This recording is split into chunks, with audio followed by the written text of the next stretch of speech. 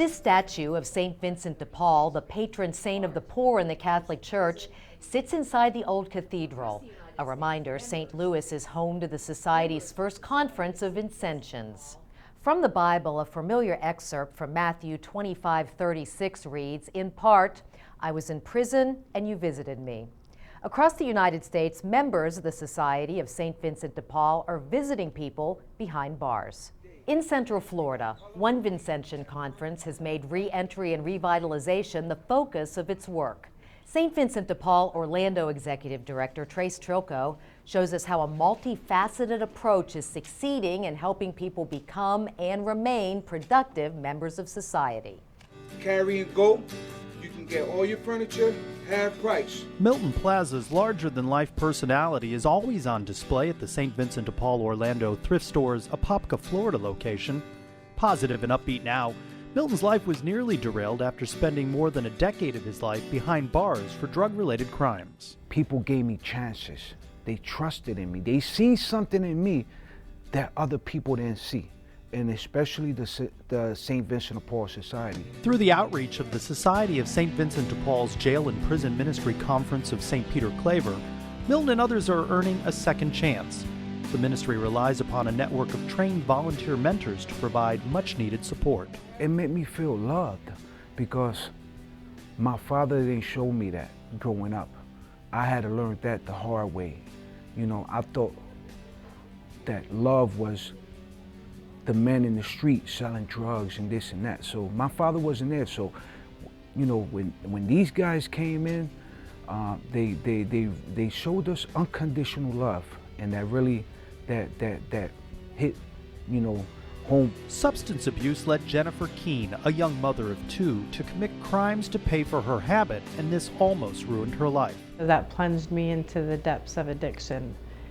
Pretty much, it was gradual, but it escalated and escalated to the point that I was using my prescription medication as a legal drug addict. Jennifer's relationship with Catholic volunteers and Vincentian members of the Society, like Barb Bowden and Pat Baird, provided an important lifeline. That's really our mission, is to bring them, you know, Jesus' word of hope and love and forgiveness. So they feel that. And it's very touching, you know, very, you know, it's a very humbling experience, because I think they're so appreciative, and yet we're the ones that definitely see, you know, we see Jesus in them. They're there because they want to be there. They're there because they want to hear the word. They want to talk about the word. They want to get feedback. They want to express their feelings. They're many times looking for how they could get forgiveness. He's going to keep on doing what he's got to do until that right spot comes along in his life. You just got to do the legwork. You just got to put in 100%, and you'll get where you need to go. Everything's going good so far. I'm trying to stay on the right track, avoid any negativity at all costs. Program participants and mentors come together for regular stay-out-of-jail nights to share their stories and find support from a caring community. It's moments like these that inspire conference president Bruce Stumbris. Visiting these men in prison is where I see the face of Christ more than anywhere else in the world. One of the keys to success for the St. Peter Claver Prison Ministry happens here at Father Ennis Village. What may look like a simple trailer park for these returning citizens is a new lease on life. I didn't have nowhere to go. I mean, as soon as I was getting released from prison, I had nothing, no money, no job, no house, no nothing. Supportive housing was a key to John Frames rebuilding his life. With a roof over his head, Frames landed a full-time job. He says he couldn't have done it without the helping hand provided by compassionate Vincentian volunteers. Oh, I'm very grateful. This is my family. I mean, this is my family. You know, St. Vincent de Paul was my beginning. Dozens of program enrollees have rebuilt their self-esteem and made important connections to jobs. We have a number of guys that started here and now are managing organizations that are, you know, have $18, $20 hour jobs. Volunteers like Ruben A. Sanabria feel a calling to help people who have served their time and who want to make a difference in their lives. The problem they're having is once they get out of prison, society shuts the doors on them. And we're the only ones that have been opening these doors for them so that can come back and they'll be useful in society. Ben Gross also plays an important role in this ministry, making sure men like him who are released from prison have a backpack built with love. I come down here every Monday and I fill out bags and I give them extra clothes. I give them a couple pairs of pants, a pair of shorts if we have them, a couple pairs of socks, 2 pairs of boxers, toiletries, a pair of shoes and jackets if it's winter weather.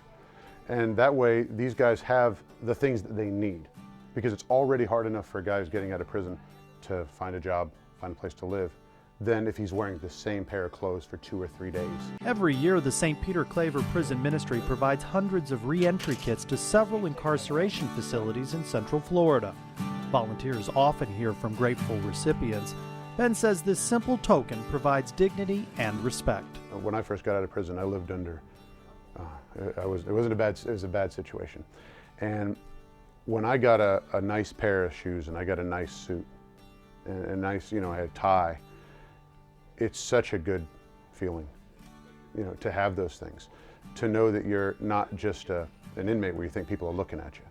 Now it's like, look at me, I'm dressed nicely, I'm going to church, I'm showing that I have nice clothes. It gives you a feeling of, I'm really a member of society. Inspired by gospel values, Vincentian volunteers are growing in their spirituality through this person-to-person service. This is priceless.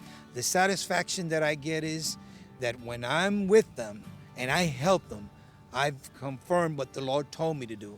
This is your mission. You need to help these people get out of prison and be in society and be better persons in society. I feel the Holy Spirit in the room with us. It's really, it's very infectious. I always leave there after my few hours of being there feeling like I've gotten way much more from my time than I've given. Make no mistake, the people being served are grateful. There is a tomorrow, there is a future, there is a hope, and these trials and tribulations can become your testimony for a life full of expectations and enormous opportunities if you are determined enough. Like Jennifer, Milton Plaza is determined to make the most of his second chance. It's been beautiful. I've been here 4 years, and St. Vincent de Paul gave me opportunity in life, and now I'm taking the advantage of it to the fullest. Now, I met this great woman in my life, and I'm getting married in September, and it's a beautiful thing, because, I thought that somebody like me can ever do that, make that transition, that jump, and it's beautiful because God has blessed me. When you work in prison ministry, you really see God's love and mercy in action. Seeing the face of Christ in the disadvantaged, the forgotten, and people in poverty is the very essence of Vincentian spirituality. For Our Faith in Action, today's Society of St. Vincent de Paul, I'm Trey Strolka. We end with this quote by St. Vincent de Paul: "We should assist the poor in every way and do it both by ourselves and by enlisting the help of others." Indeed, no act of charity is foreign to the Society, and the work carried out by thousands of Vincentian volunteers in all 50 states. For Our Faith in Action, today's Society of St. Vincent de Paul, I'm Lisa Holbrook.